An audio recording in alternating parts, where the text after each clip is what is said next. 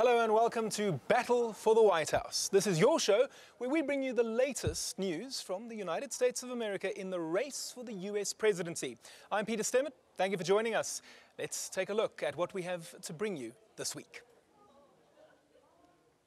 After an extensive investigation, the FBI has recommended no charges for Hillary Clinton, despite being extremely careless. President Barack Obama hits the campaign trail and says he is ready to pass the baton to Clinton. And we take a look at possible vice president candidates for Clinton and Trump.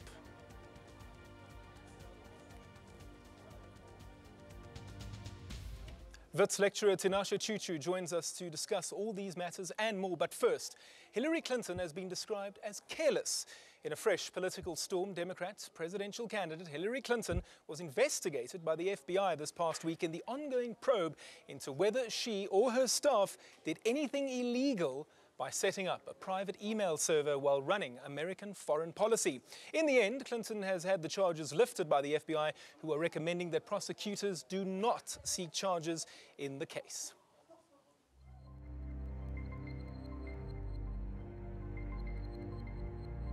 The FBI has announced that it will not recommend criminal charges against Hillary Clinton over her use of private emails while she was a Secretary of State. FBI Director James Comey said no reasonable prosecutor would pursue a case, but said the likely Democratic presidential nominee was extremely careless with classified information. Although the Department of Justice makes final decisions on matters like this, we are expressing to Justice our view that no charges are appropriate in this case. The FBI interviewed Clinton on Saturday morning as part of the investigation into the use of a private email server for official emails while she served as Secretary of State. Questions over Clinton's use of a private account have dogged her presidential campaign for more than a year and fueled voter concerns that she is not trustworthy. In a statement released, it said that Secretary Clinton gave a voluntary interview about her email arrangements while she was secretary. She's pleased to have had the opportunity to assist the Department of Justice in bringing this review to a conclusion. Out of respect for the investigative process, she will not comment further on her interview. Clinton aimed to become the nation's first female commander-in-chief. The first time in our nation's history that a woman will be a major party's nominee for president of the United States. The Democrat candidate has apologized for exclusively using a private email account and her own server during her time as Secretary of State from 2009 to 2013. The interview came amid revelations that U.S. Attorney General Loretta Lynch held an impromptu meeting with Clinton's husband, former President Bill Clinton, to talk about how it will be resolved. It's important to make it clear that that meeting with President Clinton does not have a bearing on how this matter is going to be reviewed, resolved, and accepted by. The top U.S. law enforcement official admitted that the private encounter with Bill Clinton had cast a shadow over the investigation into the emails in the run-up to the November general election. The important thing for me as the Attorney General is the integrity of this Department of Justice. And the fact that the meeting that I had is now casting a shadow over how people are going to view that work is something that I take seriously and deeply. Lynch was appointed to a post by President Barack Obama, who himself has publicly endorsed Clinton for president and is scheduled to campaign with her this week. With Hillary Clinton as the presumptive Democratic nominee, eyes are turning to the next question. Who will she pick as her vice president nominee? We're going to have a look at possible names that have been swirling for a few weeks now, with the list ranging from long-term associates and supporters to businessmen. Let's take a look now at who the presumptive choices may well be for Clinton. Here's a look at who's coming up. There you can see Elizabeth Warren, Massachusetts Senator. Some actually thought that Elizabeth was going to run for president herself. She never actually got into the race, but she is a possible VP pick for Clinton. Sherrod Brown, a senator from Ohio. Not much known about him, certainly in South African circles, but he is a potential pick for Clinton. Next up on the list, you can see there Cory Booker, a senator from New Jersey. Next up on the list of possible VP picks for Hillary Clinton. Javier Becerra from California, he's part of their House of Representatives. It would be very interesting if he did actually get the nomination, because then you would have a woman and an Hispanic man at the top of the ticket. That is something that has never happened in United States history. Next up, Tom Perez, another Latino pick. He is the current Labor Secretary in the Obama administration. We're looking at VP picks here for Hillary Clinton, and there you can see Martin O'Malley, the former Maryland governor. O'Malley was actually a presidential candidate himself, but he dropped out of the race after the Iowa caucuses back in February. That's a look at who's in the race to be Hillary Clinton's pick as vice president. We now move on to the Republican side, and their presumptive candidate, Donald Trump, also is looking to announce he's vice president before the Republican National Convention in Cleveland later this month.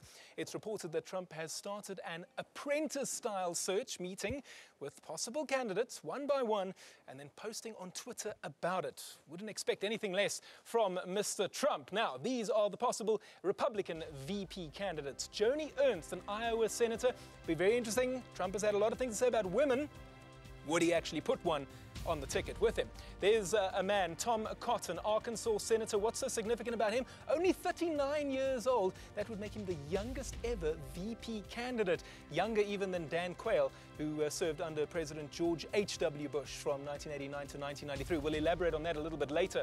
Next up on the list, Mike Pence. He's a governor from Indiana. That would be an interesting choice as well. Next up on the list of possible VP candidates on the Republican side, Chris Christie, New Jersey governor. He was also part of the presidential race. He was a candidate. He dropped out to endorse Donald Trump. A lot of people thought that that was very strategic, putting himself in line possibly for the VP position. Similar story with John Kasich, the Ohio governor, who remained in the presidential race long after he could mathematically no longer secure the overall nomination. And there you can see Jeff Sessions, senator from Alabama, another possible VP pick for Donald Trump on the Republican side of the US presidential race.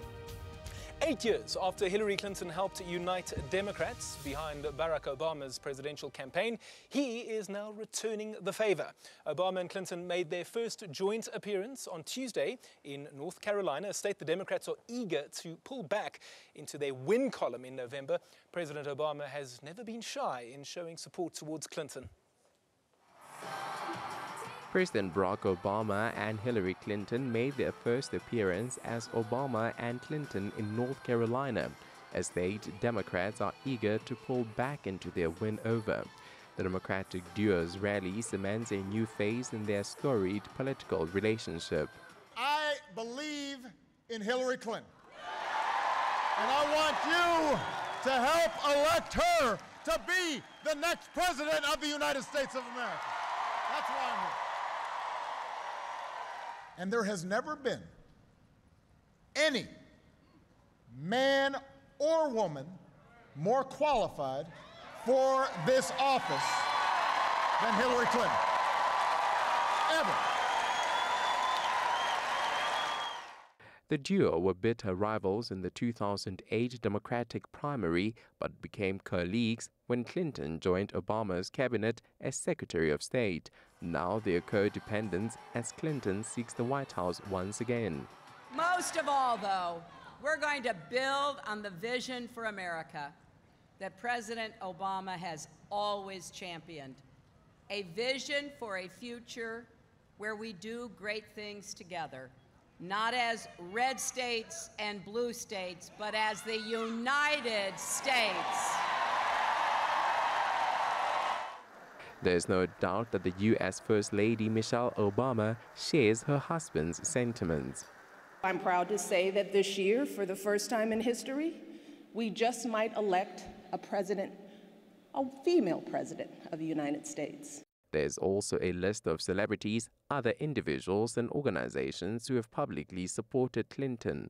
The best politicians have understood that running a campaign is in many ways like running the opening of a blockbuster movie. You've got to build up hype, and you've got to build up so much hype that in the same way people will go to the box office on the day you open, they're going to go to the ballot box on the day of the election. The Clinton campaign hopes that Obama's presence at her side serves as a reminder of another, more popular chapter in her career. For 4 years, Obama trusted her to circle the globe, representing his foreign policy. Joining us now in studio to talk about the status of the current U.S. elections is Wits lecturer Tinashe Chuchu. Tinashe, thanks for coming in, man. Much appreciated. Let's start with the endorsement of Hillary Clinton by President Barack Obama. Not a surprise, they're both from the Democratic Party, so of course it was going to happen. But how significant or important is it for a running candidate to have the endorsement of a sitting president? Yes, that's significant because, as they like to call it, the bully pulpit. So you find that having a sitting president on your side is very, very significant because she's going to benefit from advisors from the infrastructure that Obama has at his disposal. And also Clinton supporters from 2008 believe that Obama owes them. Right. And it has been believed that the reason why Clinton was the Secretary of State was a way of, I wouldn't say pandering to Clinton supporters, but a way of showing that he's inclusive of Clinton supporters. So I think this will energize the base, and it will also help bring African Americans, it will also bring young voters who were critical for Obama's success. So I think it's significant. He brought her in as Secretary of State, so Yes. what kind of job do you see her offering Bernie Sanders, if any at all? I think Bernie Sanders might be given one of two options. One option is the Secretary of Education, because it's well documented that he wants free education and a lot of young university students like him, as well as maybe Secretary of Labor, because he's been fighting for the labor issues, and it seems like Bernie really wants to put the minimum wage up to $15. So I think between Secretary of Education and Secretary of Labor.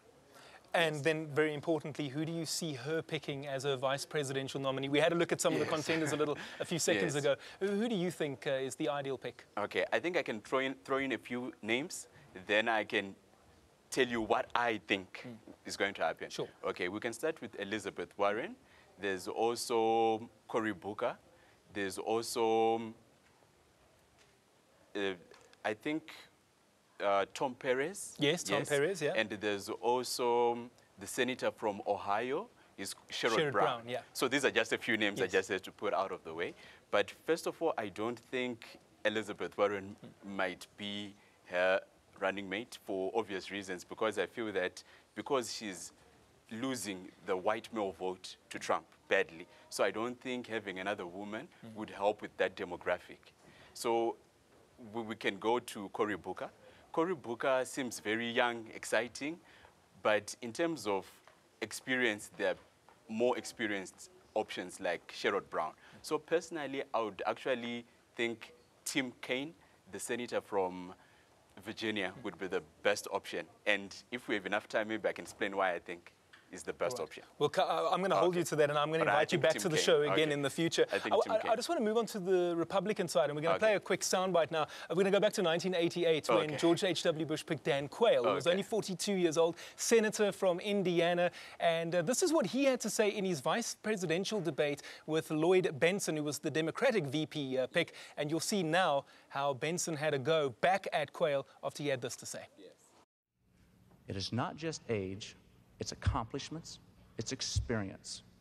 I have far more experience than many others that sought the office of Vice President of this country.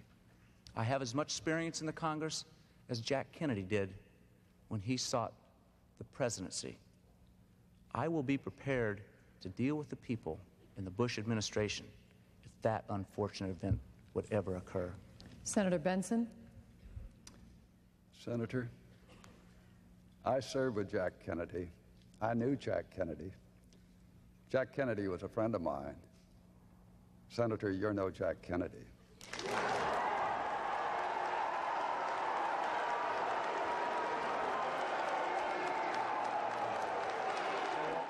Senator, you're no Jack Kennedy. Famous words from Lloyd Benson. Quayle was only 42 years old at the time. It didn't really matter because the Republicans won that election in 1988 anyway. But it is significant because Quayle was attacked for his age, and Donald Trump potentially could pick someone from Arkansas. He's a senator there, 39 years old, Tom Cotton. Would that be a wise choice, or doesn't it really matter? I think it wouldn't be a wise choice because Tom Cotton looks 20, even though he's 39. That's not a good thing. And the thing is, Trump, if elected, would be the first president in history without any government experience, political experience, and military experience. And getting a 39-year-old vice president, someone within touching distance of the Oval Office, would be risky. So personally, I don't think Tom Cotton has enough experience to be vice president. So I don't think he would take Tom Cotton. Very interesting. Yes. I'm going to ask you to stay right there. Okay. We're not going to move you left or right of the political spectrum at this stage. But I need to move on to some of the other news that came through from the United States in the past week. Donald Trump set off his latest firestorm this weekend when he tweeted a graphic critical of Hillary Clinton that featured a 6-pointed star, a pile of cash, and the words, "most corrupt candidate ever." Watch this. Donald Trump has tweeted a graphic critical of Hillary Clinton that featured a 6-pointed star, a pile of cash, and the words "most corrupt candidate ever." Critics erupted with complaints that the graphic evoked anti-Semitic imagery, and the Trump campaign refused to answer questions about the tweet, even as reports emerged that the image had been posted to an anti-Semitic white supremacist message board 10 days earlier. Trump downplayed the controversy in a tweet Monday morning by slamming the media. The Trump campaign finally issued a statement that amounted more to a response to the Clinton campaign statement than an explanation of his tweet. Trump rejected the Clinton campaign accusations that his tweet was anti-Semitic by slamming false attacks and insisting the star represented a sheriff's badge. On Monday night, the Trump campaign's social media director, Daniel Scavino, filled in some details on what he said were the image's origins. Scavino said it was lifted from an anti-Hillary Twitter user where countless images appear. These explanations, though, were rejected by the chairman of Anti-Defamation League. The United States celebrated the 4th of July with parades, baking contests and picnics draped in red, white and an extra layer of blue as police ramped up patrols because of concerns about terrorism and gun violence. Millions of Americans marked independence from Britain and celebrated throughout the country.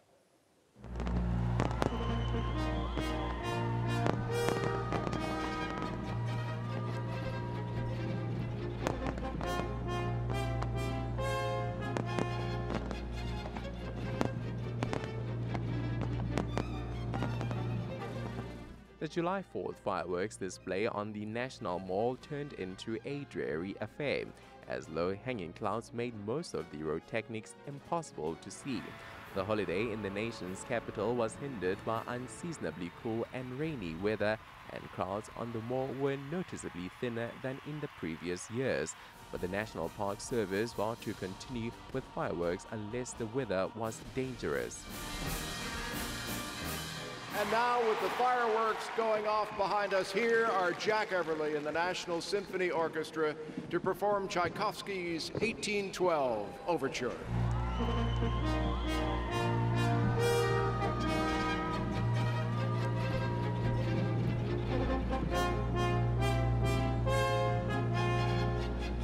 Whilst in New York, more than 1 million spectators braved a light sprinkle of rain as they watched Macy's annual July 4th fireworks display. The Macy's show was aired live and organizers said it was the biggest fireworks display since the Millennium Show in 2000.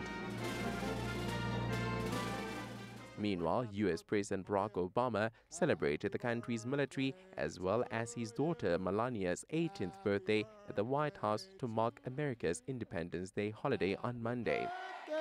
Dear Malia, happy birthday to you.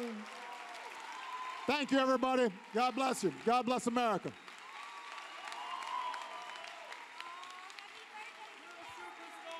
Obama continued to recognize the story of American independence as something the country has to fight for every single day. Story of independence is not something that happens and then we just put away.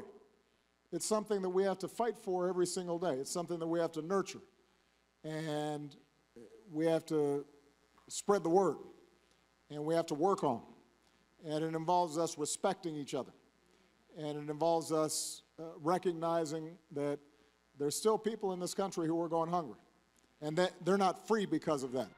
The capital's annual fireworks show took place afterwards, marred by rain clouds.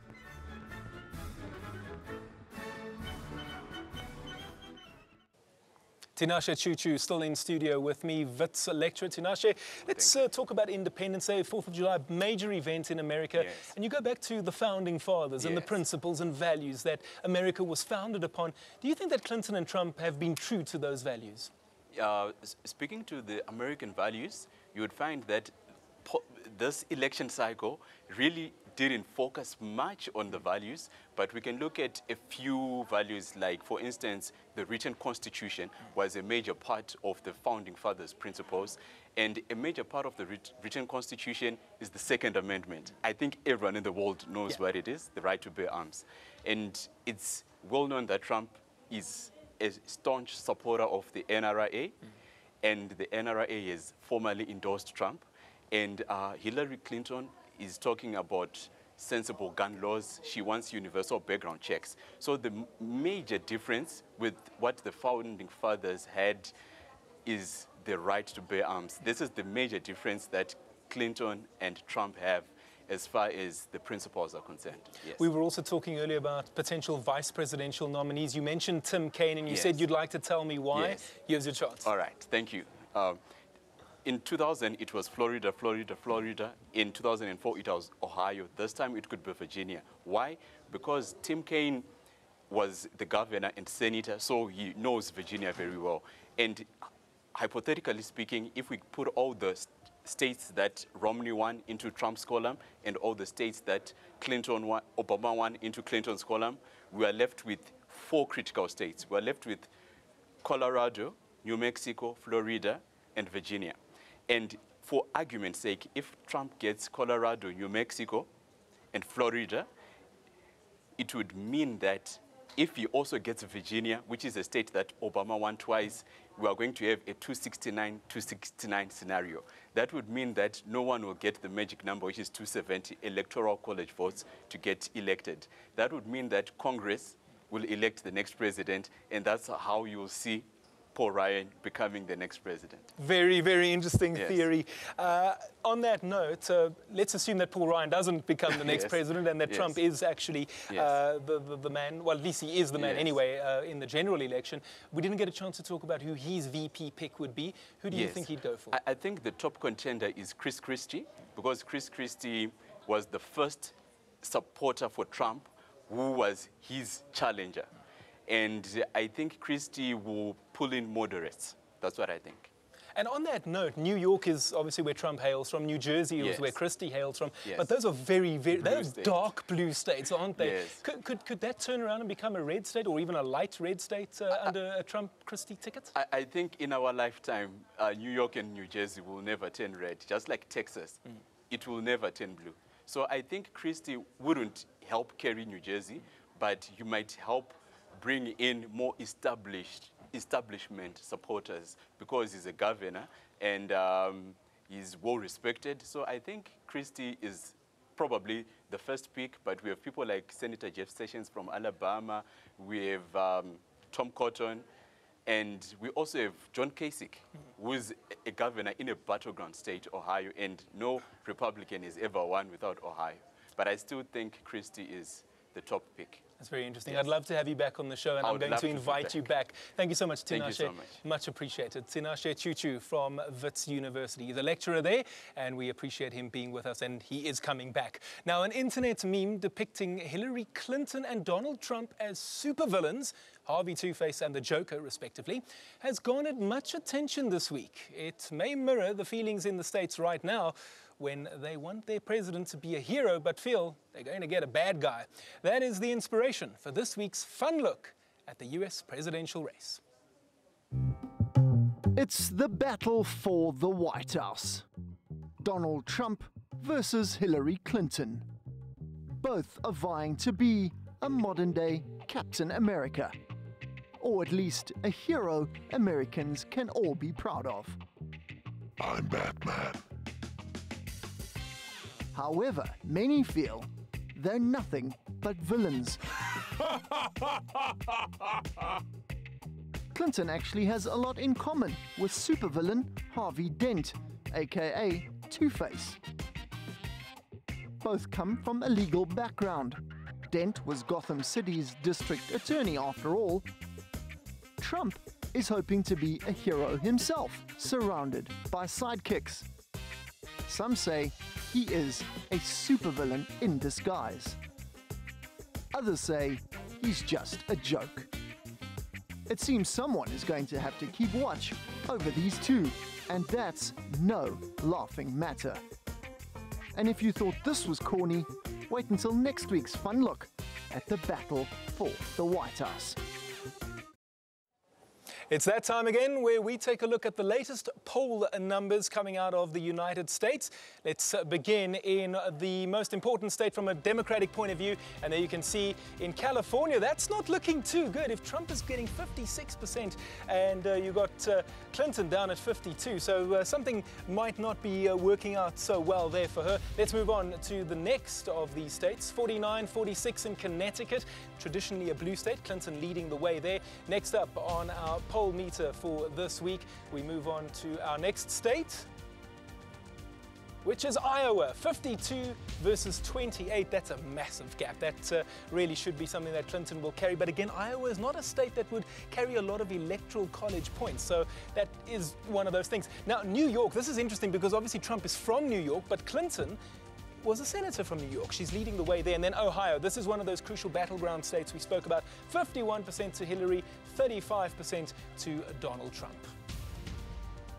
And that's all we have time for on this edition. Thank you so much for tuning in, and we'll be back again next week bringing you the latest in the battle for the White House.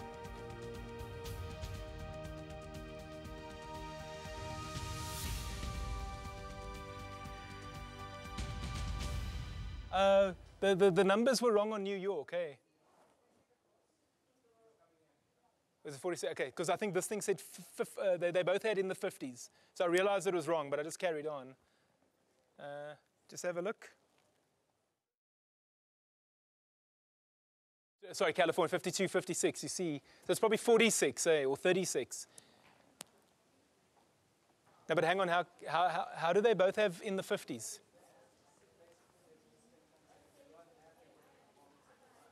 Really, hey? You know what, it just seems dodgy to me.